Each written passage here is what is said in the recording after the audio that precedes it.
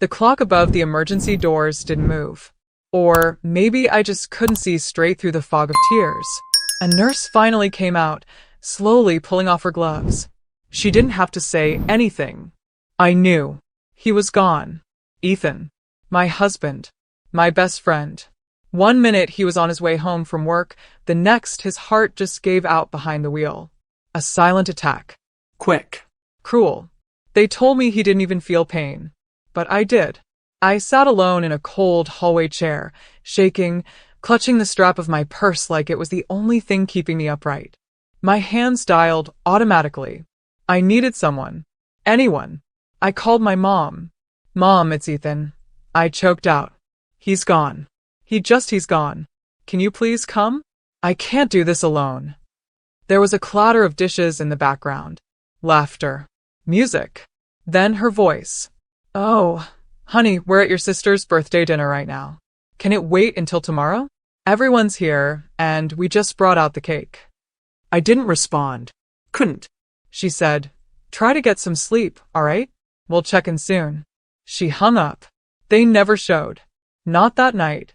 Not the next morning. Not even at the funeral home. I signed papers. Chose the casket. Explained death to our 8-year-old daughter, Claire. All on my own. 3 days later, they came. No hugs. No flowers. Just polite nods and pitiful faces. Then Mom sat on the couch and said, so, did he leave you everything? I mean, legally speaking, inheritance can get tricky. Especially with family involved. Dad added, you know we helped with that down payment back then. It's only fair we get our share now that things are being sorted. Claire was standing by the doorway, silent as a ghost. She disappeared for a moment, then came back holding a white envelope with shaky hands. Here, she said, stepping toward them. That's why you came, right? They froze. Mom took the envelope slowly, her fingers trembling. Inside was a letter. One I had prepared.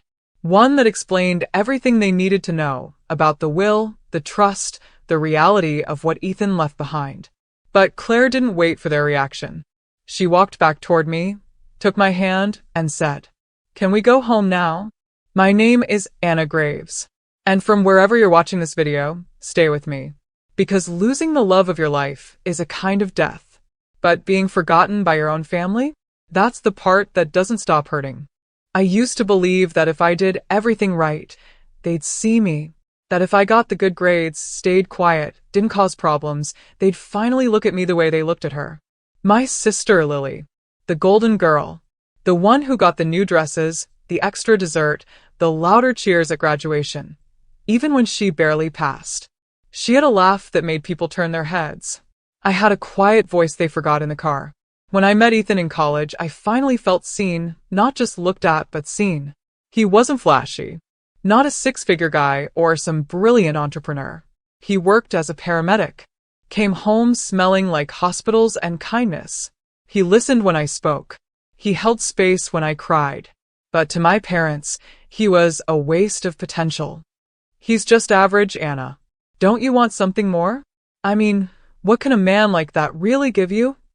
They refused to come to our wedding. Said it was too sudden. We eloped anyway, in a small garden, just the two of us and Claire growing in my belly. He kissed my forehead and promised me that no matter who showed up, he would never leave my side. A month later, my parents threw Lily a massive engagement party, complete with ice sculptures, monogrammed napkins, and a fireworks display. They posted it all on Facebook. Never once messaged me to ask how married life was going. When Claire was born, I sent them photos. Weeks passed, no reply. Eventually, they came to visit. My mom held Claire like she was made of glass, smiled politely, and said, she's sweet. Looks more like Ethan than you, though. They never called on birthdays. Never asked what she liked. When Lily's twins were born, my parents had a nursery built in their home. Claire noticed, of course. Kids always do. Why don't Grandma and Grandpa want to play with me? She once asked. I told her, they're just busy, baby. But I knew the truth. We didn't fit their picture. We weren't loud or polished or impressive. We were just quietly happy. And in my family, that wasn't enough. So Ethan and I built something without them. Sunday pancakes, backyard sprinklers, grocery store dance parties. We didn't have much, but it was full of love. Real love. And when he died, the only arms that held me were Claire's. Not my mother's. Not my father's. They were too busy icing a cake and clapping for Lily to hear my heart break. When they finally showed up, it wasn't for me. It wasn't for Claire. It was for what they thought they deserved. Even after death, I still came second. Grief doesn't move in a straight line. It stumbles. Stops. Swallows you whole. For the first week after Ethan died, I moved like a shadow. I planned the funeral alone. Choosing the casket, the flowers, the song he once said he wanted played, if anything ever happened. Claire watched me carefully.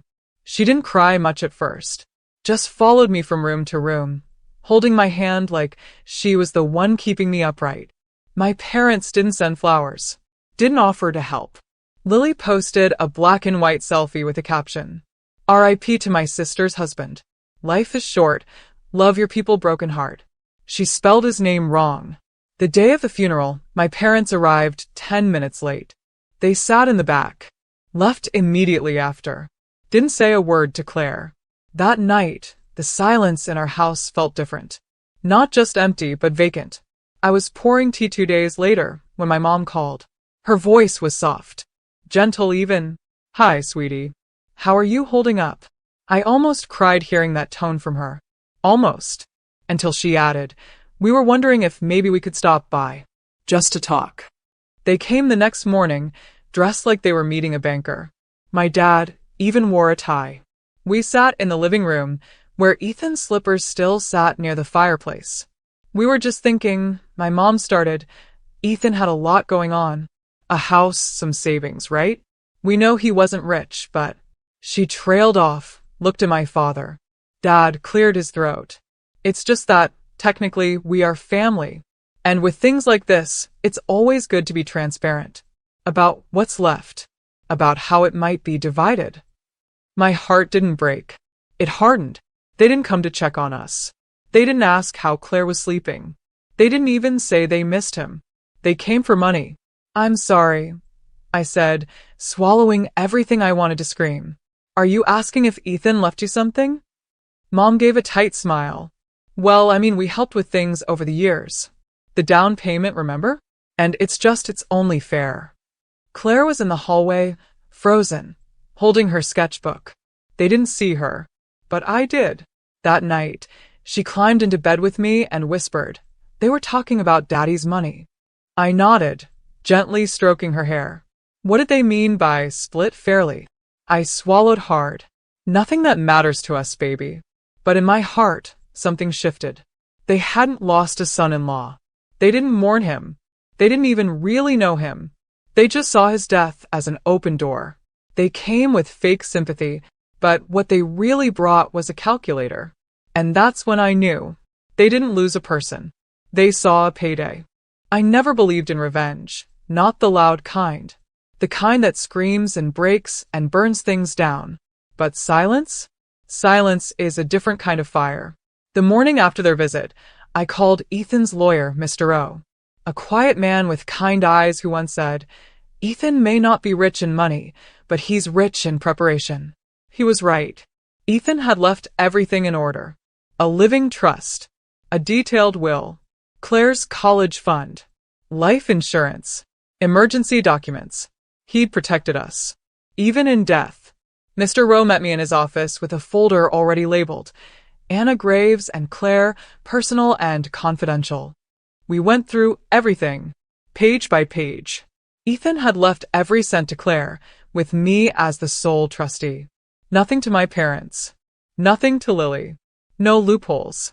No drama. And now, I was making sure it stayed that way. I want to add an addendum, I said. A clause that states that no one, not even blood relatives, can contest any part of this estate. He nodded. It's your right. And it's smart. I added more. Updated beneficiaries. Closed every financial window they might crawl through. Then I went home and started building my file. I created a folder. A real one, physical, thick and locked. Inside. A copy of the will.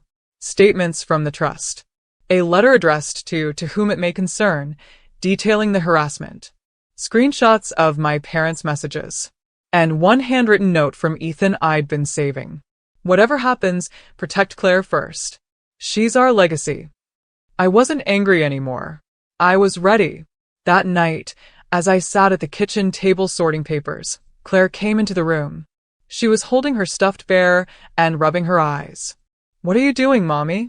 "Just organizing things," I said softly. She looked at the papers. Then at me. "They're coming for what's not theirs, huh?" I paused. She wasn't a baby anymore. She was watching, learning. I closed the folder, walked over, and knelt in front of her. "Yes," I said, "but they'll leave with what they deserve." She nodded once, like she understood more than an 8-year-old should. I pulled her close, kissed her forehead, and whispered, "And you, my love, you'll get everything your daddy wanted for you." They rang the doorbell, like guests, like people with a right to knock. My parents stood outside with a Tupperware container of lemon cake and the kind of smiles people wear at church funerals. Polished. Practiced. Empty. "Hi, sweetie," my mom said. "We just wanted to check in. See how you're coping." I let them in, not out of kindness, but because I wanted them to see what they'd never really looked at. The home Ethan built with his hands. The framed crayon drawings Claire made for Father's Day. The pictures on the mantel, of laughter, not luxury. They sat stiffly in the living room, commenting on the new rug, the scented candles. Then Dad cleared his throat. "I know this is a difficult time," he began. "And we want to be respectful, but we also want to make sure things are handled fairly. Ethan was part of our family, too." Mom nodded quickly. "And I just can't help but wonder what he would have wanted. Surely he'd want to honor all the people in his life." That was when Claire entered the room.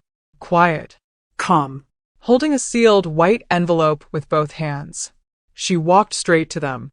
"This is for you," she said. "That's why you came, right?" They blinked, stunned. Mom took the envelope with shaking fingers. Opened it slowly. Inside, a certified copy of Ethan's will, stamped and signed. Every asset legally bound to me and Claire. A trust document with Claire's name etched in bold, undeniable letters. And one photo. It was a picture of me at 5 years old, sitting on my childhood bed, arms crossed, tears in my eyes. My mother sitting beside me, looking at her phone. Attached was a small sticky note. "This is the last time you ever held me. Don't pretend to care now." The air left the room.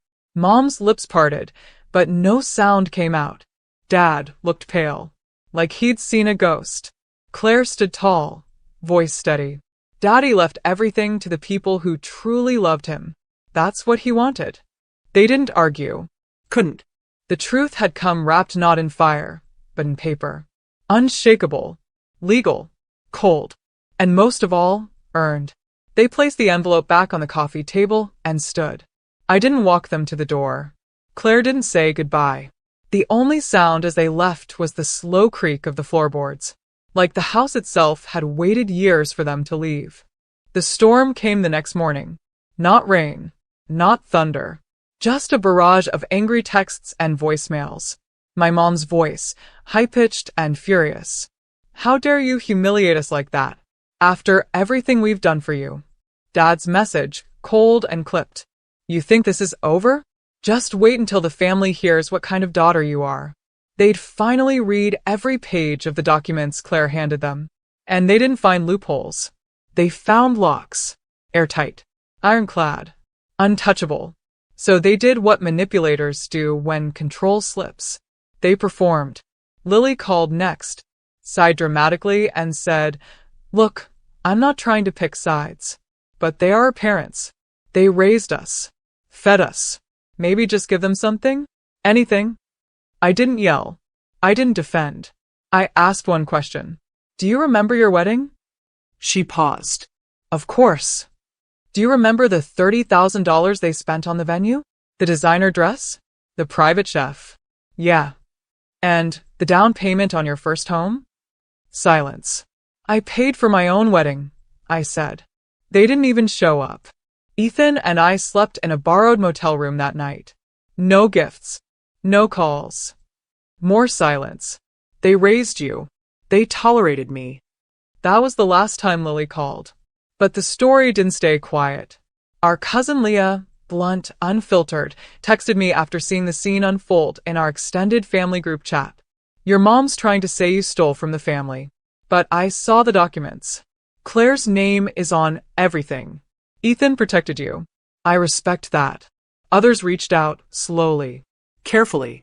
Some offering support. Some apologizing for never seeing the favoritism. They'd always thought I was just distant. Now they understood I was surviving. Mom and Dad tried to spin it. Anna turned cold after Ethan died.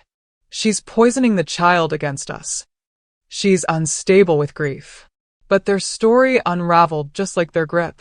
Every move they made now reeked of desperation. They showed up at family events and were met with polite nods, not warm hugs. They told their version of things. And no one clapped. Because I never fought back. I never raised my voice. I never dragged them through the mud. I didn't have to. The truth was louder than anything they had left. And in the silence they used to ignore me with, they now sat. Alone. Isolated. Humiliated. Not because I destroyed them, but because they finally had to live in the world they built without me. We moved in early spring. The new house wasn't big. Just 2 bedrooms, a small garden, and a porch that creaked when Claire jumped too hard on it, which she did often. But it was ours. No ghosts. No shadows. No obligations. We painted Claire's room light blue. She taped her drawings to the wall. In the evenings, she'd sit by the window and read, the way Ethan used to. Sometimes I caught her whispering to the sky, like she was telling him about her day. She started thriving at school, winning art contests, raising her hand in class, laughing with that wide-open mouth she always used to cover. Her teacher once told me, Claire has a calm confidence I rarely see in kids. I smiled. She gets it from her dad. But I was changing too. One morning, I walked into the community center and left a sticky note on the board. Grieving isn't weakness. Come sit with someone who gets it. 5 women showed up that Friday. Then 9. Then 15. It wasn't formal, just tea, folding chairs, and honesty. We didn't compare losses. We just shared them. And slowly I stopped drowning. Late one night, I wrote out everything that had happened, from the hospital call to the envelope Claire handed over. I posted it anonymously on a women's support forum under the title, They Came for the Inheritance. My daughter gave them the truth. Within hours, it went viral. Comments flooded in, women from all over the world writing, This is my story too. You gave me courage. Your daughter's a lion, just like her mother. I didn't respond to all of them, but I read every word. And then I did something that made me cry for an entirely different reason. I opened a scholarship in Ethan's name, the Ethan Graves Foundation, for daughters who were ignored. It offered small annual grants to girls raised in toxic homes, money for books, therapy, even an escape fund. The first recipient was a teenager who left a note with her application. I never thought someone would build something for people like us. But Ethan had. He just didn't know it yet. I framed one of his old photos, the one where he's holding Claire on his shoulders, both of them laughing, faces tilted to the sun. It sits on my nightstand. That night, I picked it up, kissed the glass, and whispered, I told you I'd protect her. The auditorium was filled with clapping hands, proud families, and stage lights that made everything glow. Claire stood at the podium in her navy blazer, reading her acceptance speech with a voice so steady and sure, it gave me chills. She was 14 now, taller than me, braver than I ever was at her age. She had just received the Young Leader in Arts and Advocacy award for organizing a mural project in the city's underserved schools, each piece representing a child who felt forgotten, unheard, unseen. My daughter turned pain into paint, just like her father turned quiet into strength. As she stepped down from the stage, her eyes scanned the crowd until they landed on me. She smiled. A real, proud, healing smile. I stood and clapped with everything I had. And then, like a ghost that didn't know when to leave, my phone buzzed. Mom. The name lit up the screen, and for a second, I just stared at it. I hadn't blocked her. I didn't need to. Let her see the life she chose to walk away from. Without a second thought, I silenced the call and slid the phone into my purse. Outside, the sky was soft and golden, like it knew what the moment meant. Claire walked beside me, holding her little glass award. Mom, she asked gently, do you ever miss them? I didn't answer right away. I wanted to be careful with the truth. Finally, I said, I miss the parents I wished I had, but I don't miss who they really were. She nodded. No sadness, just understanding. We stopped at the top of a small hill behind the venue. From there, we could see the mural she helped paint, bright, brave colors wrapping around an otherwise gray building. There were no portraits of villains. Just strength, just memory, just forward motion. Claire turned toward me. Did Daddy ever think we'd end up okay? I smiled through the lump in my throat. He knew we would. He made sure of it. She leaned into me, and together we walked toward the parking lot, the light stretching long and warm behind us. And as our footsteps faded into the glow of the evening, I thought of everything we'd lost and everything we'd built from that loss. The noise faded, the drama died, and what remained was ours. Because some people come for the inheritance, but love, that's never for sale.